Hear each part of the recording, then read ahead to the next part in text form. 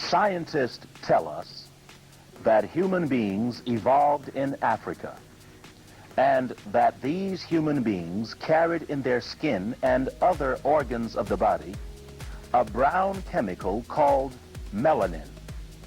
Melanin in the skin protected early human beings from the damaging ultraviolet rays of the African sun.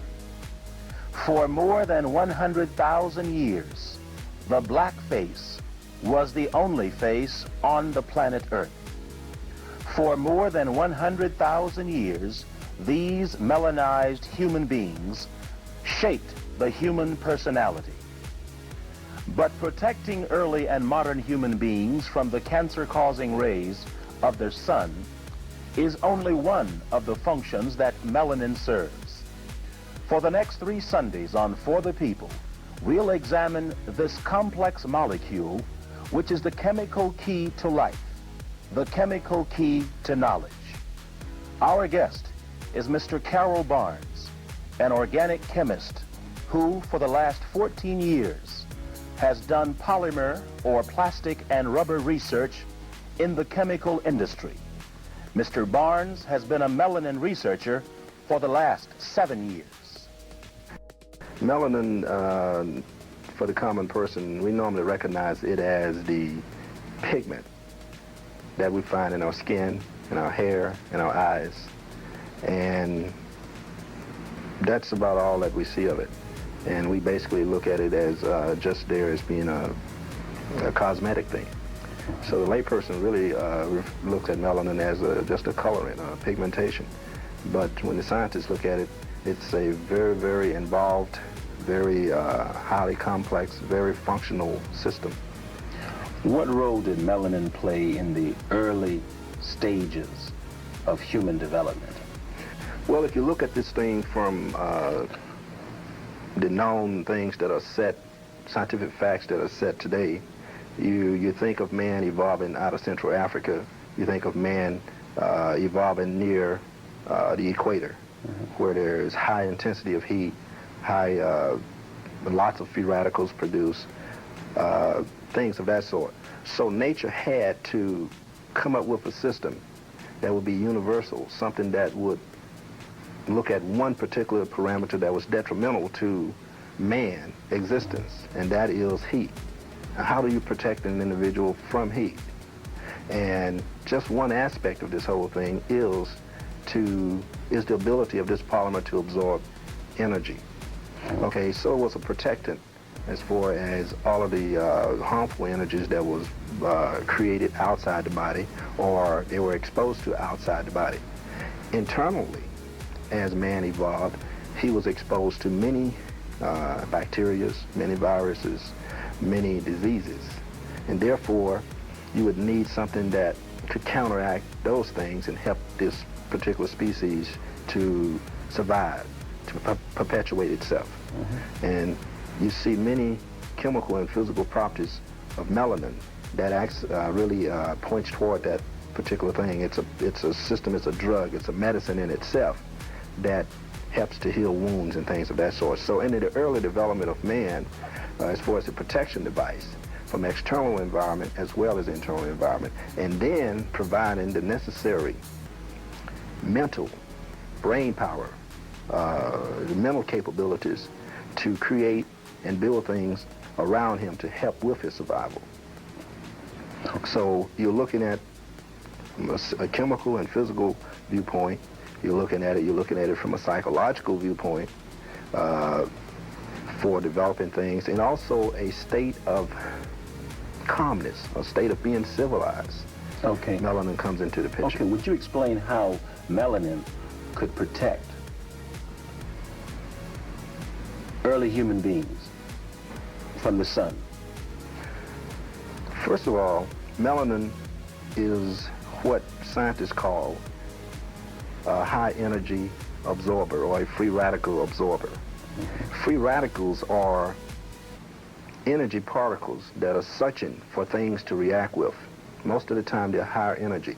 And the best way that I can demonstrate that is to talk about radiation. There are different types of radiation, different types of energy that's not neutral, that's looking for things to react with.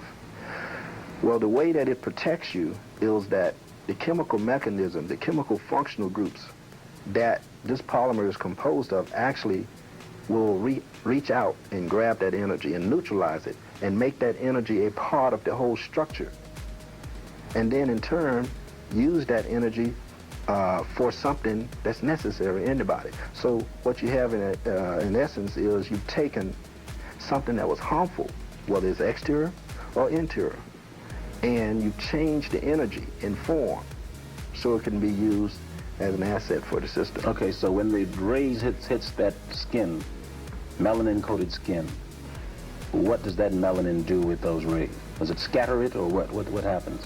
Well, if you want to just speak of UV light, okay, regular ultraviolet. Ultraviolet light, and we get. Now, I told you before we started this that I'm going to be stopping you quite a bit to define and redefine technical terms. Right.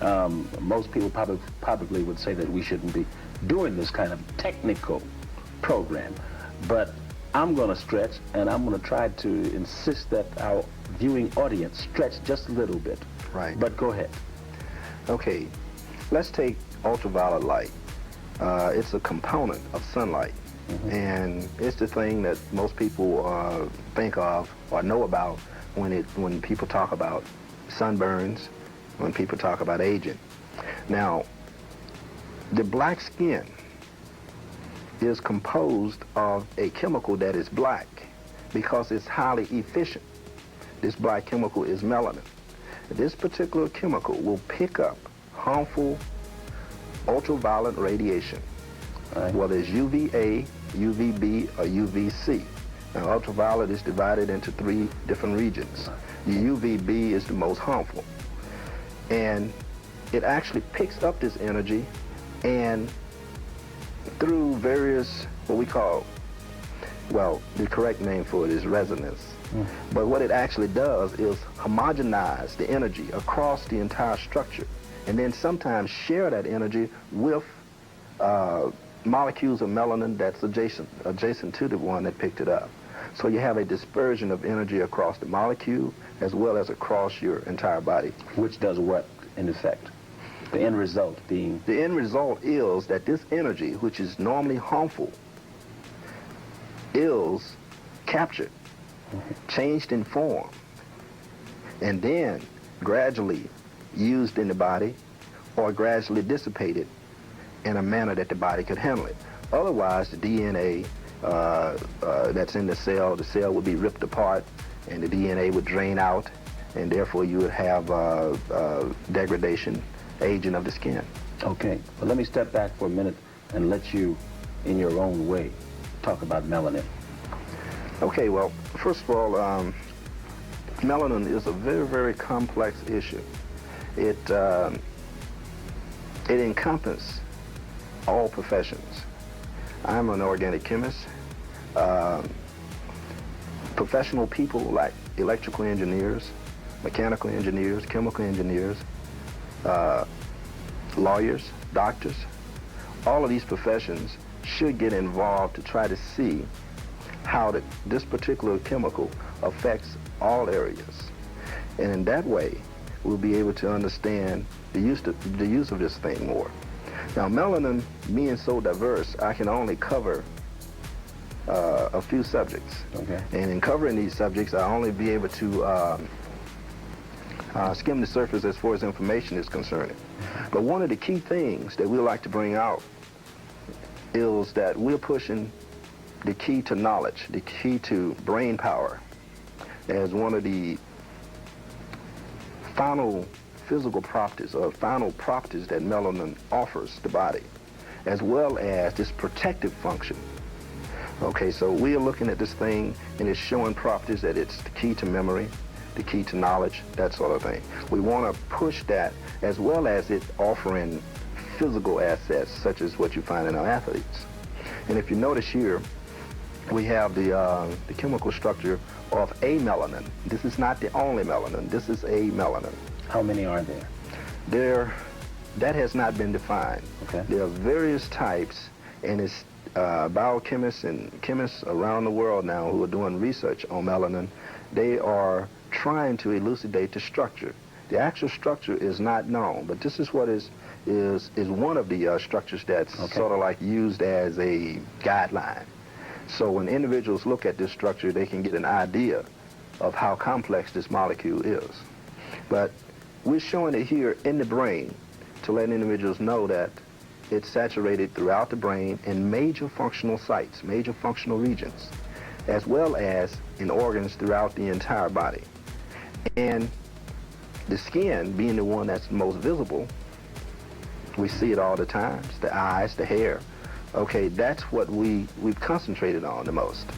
However, if you go into the body and use certain analytical techniques, you can actually see that there's melanin in various sites throughout the body and key sites that have been identified as being highly functional areas. Then the question asks, why is it there? Why is it in major areas in the body? You see? And so these are the things that scientists are asking today, and these are the things that has been researched in the last 20 years, because this thing has just really gained momentum. Even though we have information, and you can search chemical abstracts, you can go back to biological abstracts, you can search lots of the cumulative index in the medical journals, and you'll find that there's a host of information, even back to like 1907, around the turn of the century. But in the last 20, 25 years, and right after World War II, there were several international conferences to study this particular chemical. Now, I call it a chemical. Other people refer to it as a hormone. Some refers to it as a polymer. But basically, it's a polymer, just like plastic. If you think of plastic, if you think of the polyester that you find in the body of a Corvette, well, that's a plastic. But it's a different type for a different function. The polyethylene that you use as trash bags and for various other things in your household, that's a polymer. And polymers are made up of various units depending on what the scientists want for the end product to do. So we'll talk about this thing relative to a chemical and physical aspect. And we want you to think that, we want you to know that without melanin in the brain and in all of those functional regions, then you don't perform, those areas don't perform like they should. Okay. Again, this is the product here. One of the things I like to point out here, if you look at the mini ring system, and what I'm calling a ring is the cyclic, the circles. And you also see there's straight chain systems here with unsaturation in it. The unsaturation, double bonds as we call it, are pointing to areas that like to react. These are areas that an organic chemist will look at and say, okay, what are we going to do with that chemistry there? Well, if it's an amine there, if it's a carboxylic acid group, if it's a double bond, if it's a triple bond, if it happens to be aliphatic, if it happens to be aromatic, those things tell the chemist what this molecule will do or what can be done with it. Okay, but looking at that, and looking at this particular system here, you see hydroxyl group, you see carboxylic acid groups, and amine groups, aromatic rings, aliphatic rings, aliphatic straight chains, and you say, my God, this product can undergo many reactions at once. Melanin. Melanin can undergo many reactions at once. Now, what does that mean? Now, can you think of the magnitude of a product or melanin being able to undergo, say, an oxidation reaction on this side, and over here on the other side of the same structure, a reduction reaction is going on. Okay, these oxidation reduction reaction is just various types of reaction, or two types of reaction that goes on, pretty common in organic chemistry. But you don't find an awful lot of molecules that are able to do this. Now, when this happens, what happens? Well, this translates into many chemical and physical changes that product is undergoing or making other products around it undergo. So that, in turn, will make you do many different things. It also can be associated to the multi-rhythmatic nature of black people. The ability of this molecule to undergo many different reactions at once. Rhythm, that sort of thing. That means we'll process that information real fast and kick out a response. Now, if you're talking about processing information, kicking out response, you're talking about a high-tech device. This high-tech device is like a huge computer that's taking care of everything it's supposed to take care of. And it's doing it with many, many functional groups. If it didn't have all of those functional groups, then it wouldn't be able to do all those reactions. Now, this particular one here, again, we're using it just to show that it's a standard. You can just say, hey, this is a melanin, but melanin can be a homopolymer of tyrosine, the homopolymer being that if this is tyrosine and tyrosine looks like this finger here, then all of these fingers that look alike will link up and make a melanin, and everything in that polymer will look like that finger. Or it might decide to put in several different types or several different species in that melanin. And when it put this one, the thumb, and several other species in it, then you come up with a melanin of a different character. And that's what nature did. Nature did not make the same type of melanins to go in the same in a particular area of the body. The skin may have a melanin that's made up of all tyrosine. There's an area in the brain called the substantia nigra. They are theorizing that the melanin that makes it up is made up of all tyrosine. There's other areas like the locus coeruleus. They think that it may be made up of catecholamines like adrenaline, noradrenaline, things of that sort. So as we learn more and more about the structure of this thing, then we are able to understand what it does in the body and how it protects the individual. Okay, now these are known properties of melanin, and I like to cover some of the known properties because it's very important that we do. They've been researching this thing, and it's very, very evasive. We have a lot of high-tech ways of analyzing things today. However, because of this molecule stability, because it's an evasive molecule, they haven't been able to find out an awful lot about it. But they do know some things, okay? Now, they've been able to go back and find that it's been around for like millions of years. It's an ancient molecule, and it's been here from the inception of life. You asked earlier, what is it composed of? Now, this is kind of a general statement here, but it's a heterogeneous polymer composed of varying amount of different aromatic rings, okay? And the primary ones can be tyrosine or tryptophan, okay? Now, with all of these functional groups there's one other thing that we have to take into account. We as a human, we as a being, made up of various chemicals. And these chemicals translate themselves into polymers, catalysts, enzymes, hormones, and et cetera. All of these things are held together by certain bonds, okay? And we show here that melanin maintains ionic, covalent, and metallic bonding arrangement. Are we going to have to ask you to define those things? Well, go ahead. Those ionic is more like a charge, a plus charge on the battery. Okay. Covalent, again, it's a charge, but it's a different type charge. Metallic bonding means that it reacts with metals. Okay. It can actually pick up metals and hang on to them. There are other bonds that, because of the structure of the molecule, like hydrogen bonded, van der Waals forces, okay, those are not listed, but just from looking at the structure, it has to take place because of the way the molecule is made up and the functional groups are there. Okay, but your point is? The point is, ionic, covalent, and metallic bonding arrangement plus hydrogen bonding plus van der Waals forces in one particular chemical, that's highly unusual. Okay. So that translates into many, many, many more chemical reactions that can take place, in addition to all of the other functional groups that are there. So now this thing starts to build itself up into a bigger computer, if you will. Something that's multifunctional. I can do many things. Just expose it to me. Okay. Okay. Another thing too is if you go and research the primates, and you dissect them. As you go up the phylogenetic ladder, and as you get closer to man, you find that there are areas in the body that become blacker, or becomes concentrated with melanin, and it reaches its peak concentration in man. Okay?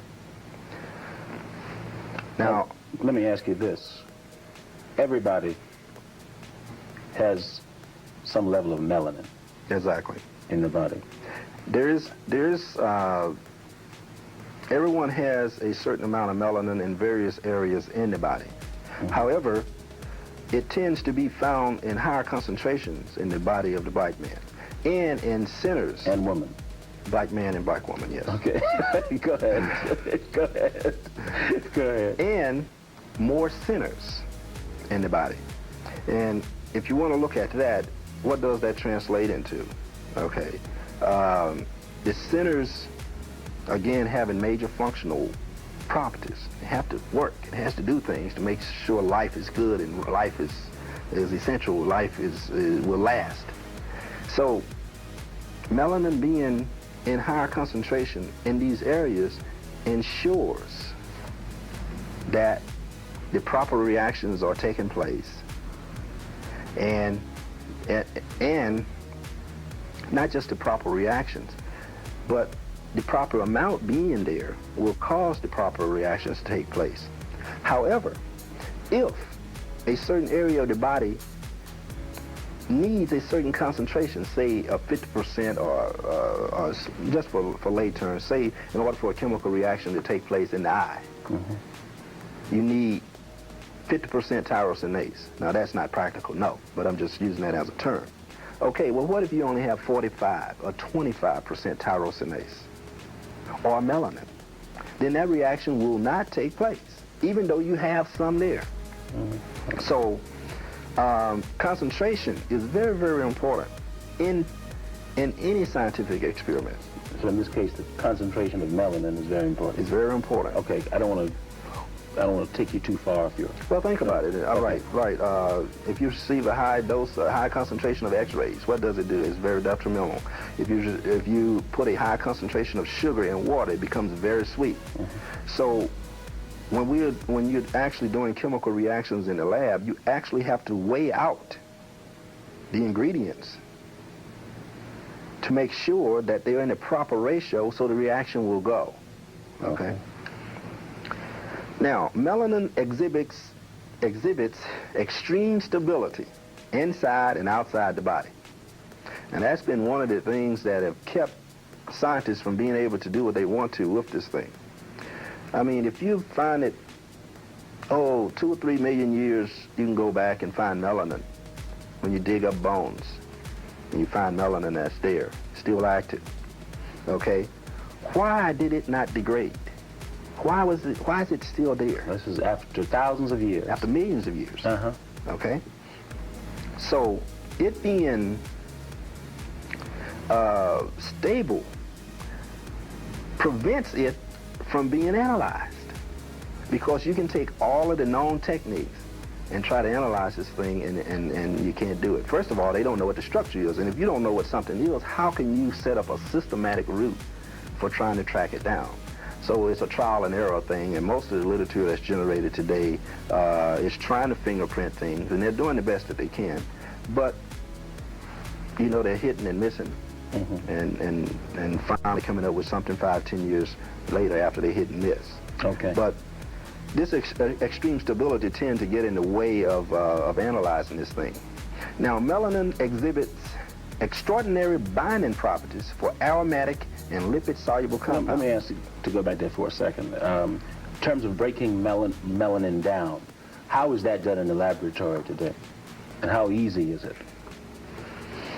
It's not real easy. Uh-huh. It's not easy at all. Most of the time, if I wanted to take iron, calcium, manganese, any metal, or any organic system that's kind of hard to dissolve, you come up some acids and some bases, strong acids, strong bases, put them in solution, and they eventually get in. Mm-hmm. With melanin, you use strong acids and strong bases, but it's more difficult. The ability to dissolve this product is extremely difficult. Okay. And therefore, they have to look for either very, very concentrated systems or systems that they normally don't use that are very, very corrosive that can get it into solution. Okay. Fine. Okay, melanin exhibits extraordinary binding properties to aromatic and lipid-soluble compounds. This is very, very important here because... And your mama is asking you, what does that mean? Okay. Go ahead. Aromatic compounds are things that have benzene as the structure. And we know benzene as one of the components that we burn in our car, gasoline. Okay, and we call it aromatic. Okay. Lipid-soluble, lipid is just fat. Okay? Now, it binds to fat-soluble compound, it binds to aromatic compound. Melanin binds to, go ahead. Right. Or these compounds will bind to melanin. Okay? Now, this can be helpful or it can be toxic. And we'll get to that later on in the show where we talks about the harmful effects of toxic drugs on these black centers in your body. Okay. Toxic drugs like cocaine, LSD, and marijuana. Okay. Okay. Melanin continuously produces functional active free radicals for initiating electrical charges in the body, and these changes causes certain chemical reactions to take place. Now, we told you earlier that it actually absorbs free radicals. It neutralizes free radicals, and that's just number two. Free radicals being? Free radicals, again, being that charged particle that we talked about earlier that's trying to search out something to react with. So it can... Free radicals, okay. Right, so it can become neutral. Okay? Now, melanin existing in your body now keeps a stable free radical inside its structure. And that's consistent in all of the studies that they use to look for what they call electron spin resonance. Can I say that again? I want to ask you another question. Electron spin resonance. It has a stable free radical within the structure of melanin all the time. So, we talk about harmful free radicals degrading the body, but why does melanin keep a free radical within itself, and yet it doesn't hurt the body?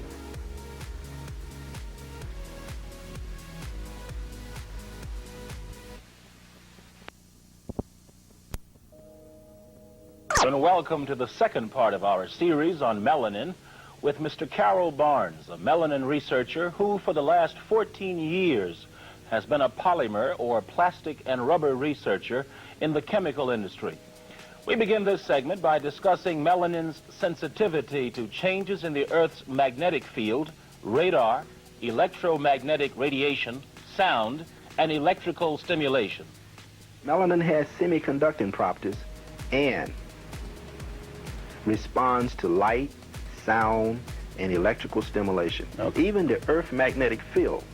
If the Earth magnetic field changes and you're walking down the street, the melanin in your body, the electrons, the double bonds, causes it, this magnetic change will cause that structure to flip around. It feels the changes in the Earth magnetic field. It also feels radar. It feels electromagnetic radiation. It feels light. It feels music. So anytime you got an energy wave that comes in contact with this molecule, it is a highly efficient molecule. This efficiency translate, or this absorbing power of melanin translate into efficiency, which translate into the compound appearing black. If it wasn't efficient, then some of the energy would be repelled and re-radiated away from the molecule, and you would not have the black color. But you have the black color because it's a very, very efficient molecule. I want to talk about the sound here. Okay. High bass sound. I shouldn't say high bass, but heavy bass, which translates into our culture quite a bit.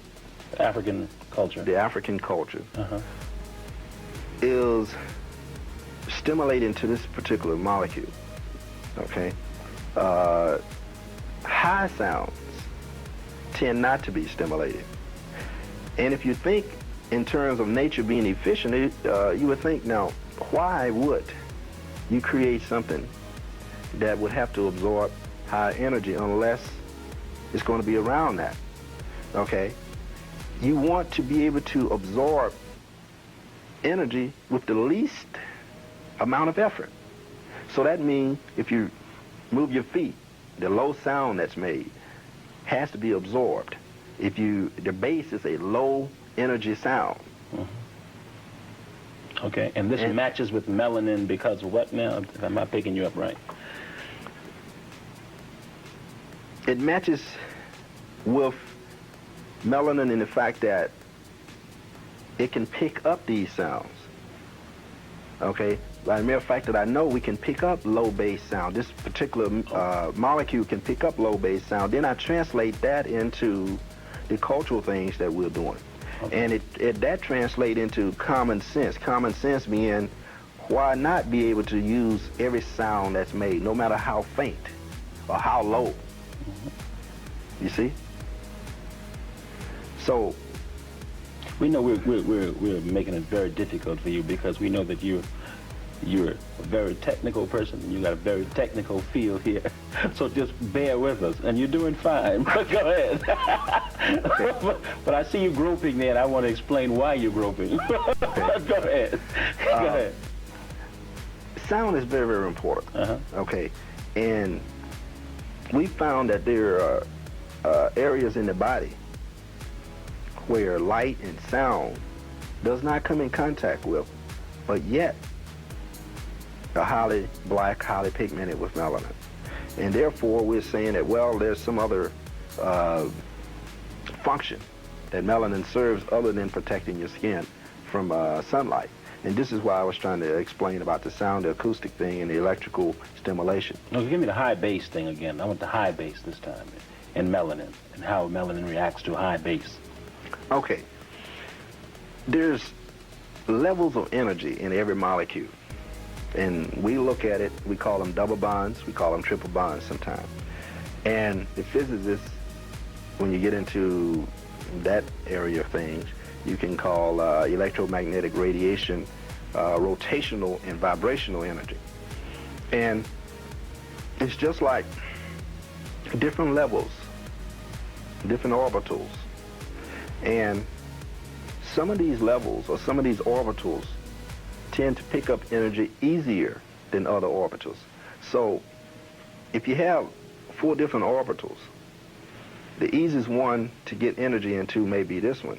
Uh-huh.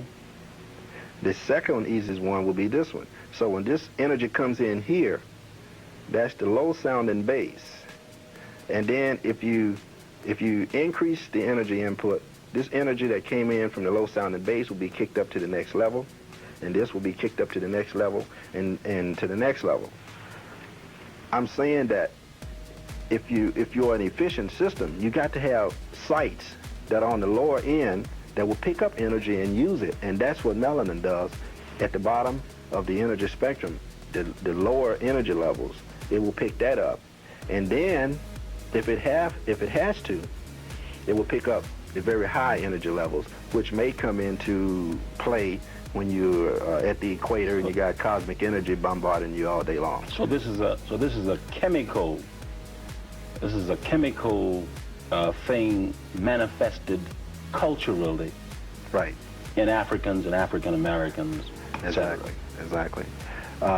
It's sort of like built into your genetic code that certain things you do relative to the things you create in your culture is based on your body chemistry. And it's just like the final product. Almost everything we produce is based on the chemistry. Mm-hmm. Plastic, drugs, almost anything out there in this supposedly highly technical world that we have here, anything that we've produced so far is translated out of our genetic makeup into the chemicals that we have to work with around us. Okay, if you say melanin is a polymer, which is plastic-like, what does that have to say about the black skin and its texture? I think that if I would have to predict, I would think that melanin being a polymer that's rings stacked on rings. It will be a rigid, tough system, very tough, okay? Just from looking at that structure, that's the first thing as a scientist I would say, because normally if you're going to make high-performing polymers out in the workplace, Or plastics. out in the workplace, they get away from the straight aliphatic chains that are kind of weak, and they build strong systems from aromatic systems, just like you see the structure of melanin there. It's a ring system. If you put those ring systems together, it's rigid and you can't move it. You see, it's tough. So I would say that it, as a physical aspect, it will make the skin tougher. Okay? From a reactive aspect, then you start talking about all of the other functional groups on that. Okay, well, what are the implications for this in terms of radiation and the toughness of that skin? Is there, do we need more radiation? What? Because of the toughness? I know this is stretching you, but go ahead. You may not know the answer. Well, well, when you say toughness, you're talking about the physical aspect of something. Physical. Okay. All right. Okay? But just because it's tough and it's black does not mean that when radiation hit that particular molecule, there isn't functional groups there that it can react with. Mm-hmm. So well, you know, you've heard people say that black people I've need heard that. more radiation. Need more X-rays in order to be able to. Yeah, I understand what you're saying, but no. If you just want to take an X-ray of someone, give them the same amount of X-ray. However, because it's a high energy molecule, it will pick up some of that energy and to localize it through resonance throughout its molecule, throughout its structure. So there is some truth to that, but not enough where you would have to just overdose someone just to get the radiation through the melanin. Right, just let them stay there about 2 hours. Okay, and that, again, that translates into the toxic part of this thing. We need to talk about the protective and the toxic role. Okay, but let's not get to that. Let's stay on of melanin. Okay, let's stay on track. And okay. And then I say a few other things here where it's synthesized there in the leukocytes, some, various sites in the body, and it's transported by the bloodstream sometimes. And being transported by the bloodstream, that means that every cell throughout the entire body have access to melanin all the time. Now, we're going to go through these pretty fast here. We talk about it's an amorphous semiconductor, and it may regulate neuronal firing. Well, a lot of the precursors to melanin are neurotransmitters. Okay. So here we have a huge neurotransmitter, you see? Okay. Something that has all of the power of the smaller neurotransmitters. Such as? I'm not clear. Neurotransmitter like norepinephrine, dopamine. Oh, that really clears it up. Tyrosine. That really clears it up. Messages are transmitted throughout the body by electrical signals and chemicals. Mm-hmm. Chemicals are very, very efficient transmitters of information, just like a computer. Well, nature decided to do it with organic compounds. Well, neurotransmitters just transmit an electrical piece of information or a chemical piece of information from one molecule to another molecule throughout the body, so things can happen. Okay. You wouldn't be able to shake hands, bow your head, do many different things unless those neurotransmitters was sending information back to the brain to process all of the environment, all of the things that's happening in your environment. Okay, now, give me this first one again. Okay, it's an amorphous semiconductor, and Which means an amorphous semiconductor. Okay. Amorphous in nature means that it doesn't have a true crystalline form, like say table salt. Yeah. Table salt is going to be square planar all the time when you put sodium and chlorine together. But this, and then you find other polymers like polyethylene may have quite a bit of crystallinity in it, hard structure, it actually taking a form. Mm-hmm. Whereas amorphous means that it doesn't really have a form. Melanin. Right. Uh-huh. It's ever-changing. It changes all the time, so it really isn't crystalline. They haven't established it as being a crystalline polymer yet. It's more amorphous. Okay, go ahead. And it may regulate neural firing. So there's beginning to generate some information that might point in that direction. It may function as an organic superconductor at room temperature. Now, this is something that's almost unheard of. Most of your superconductors are not organic. They're inorganic. And then you don't conduct electricity at room temperature. Superconduction in these inorganic systems are done when it's very, very cold. Give me examples of what you're talking about. Minus 400 and some degrees K. Okay. You have to get down very, very low in temperature in order for electrons to travel through a metal object, copper or whatever superconductor they use. And in order for it to flow, superconduction begin to flow with no resistance. So in order for electricity to flow through an electrical cord with no resistance, that's superconducting. All right, clear. Okay? Now, it's done at very low temperatures. You can't do it at room temperature. And what's fascinating is that melanin appears to be able to do it at room temperature. The significance of that being? The ability to transmit information almost at will. I mean, at no resistance. You know, if you got some information here in your brain or something happens down here, well, it's there before you can even think about it. Okay. That information has been processed and sent here. Okay. So with no resistance of that electrical information being sent to the brain to be processed, in other words, it goes there really fast with no resistance, which may translate into the quickness of the black athlete. Now, you said melanin is able to process information without sending it to the brain also, right? Would you explain that? Is that true? Or? Now, melanin having all of these functional groups. Remember, we talked about amine, carboxylic acid, ether, aromatic rings, double bonds, all of these functional groups.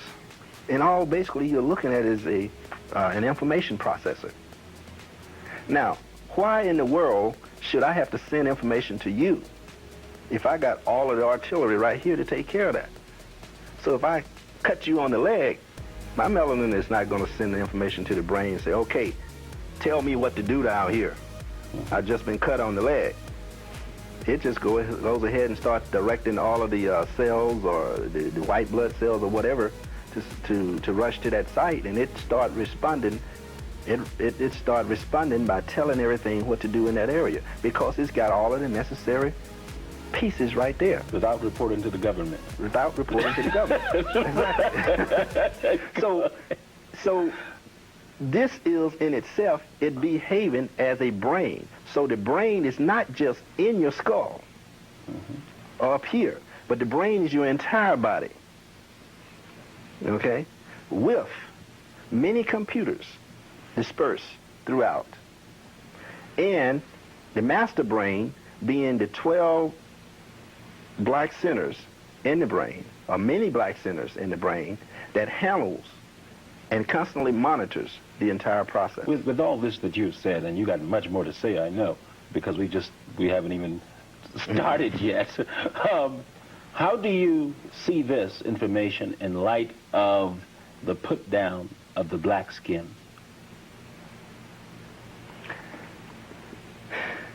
How do I see it? I see this information as being very, very, what we call state-of-the-art high-tech. And all of the information that black people have received about, or constantly receive, about the defective nature of being black or having black skin is completely opposite. The opposite is true. The black skin is black because it has that chemical there, but that chemical actually is a very, very high-tech chemical that is working very, very efficiently in that area to take care of all of the necessary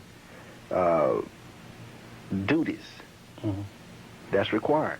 And you'd like to caution us once again that that while most of us see melanin and think of melanin in terms of the skin, that's just one small part of it. Right. But it has some mental It has functioning. It has many, many mental functions. Okay, we're going to run along. Go ahead. Okay. If we go to the last one down there, it may play both a cytoprotective and cytotoxic role, okay, through its free radicals, or the absorbing of any energy. And the protective role, again, is protecting you, keeping you healthy, and enabling you to live for, say, like 120 years instead of living 60. Cytotoxic being that if you're not good to this thing, then it can't do much for you. Okay, give me an example of the first one, cytoprotective.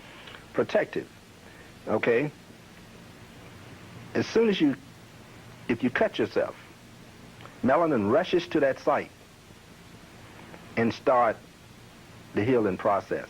It may depolymerize itself to produce smaller chemical units that may have bactericide properties.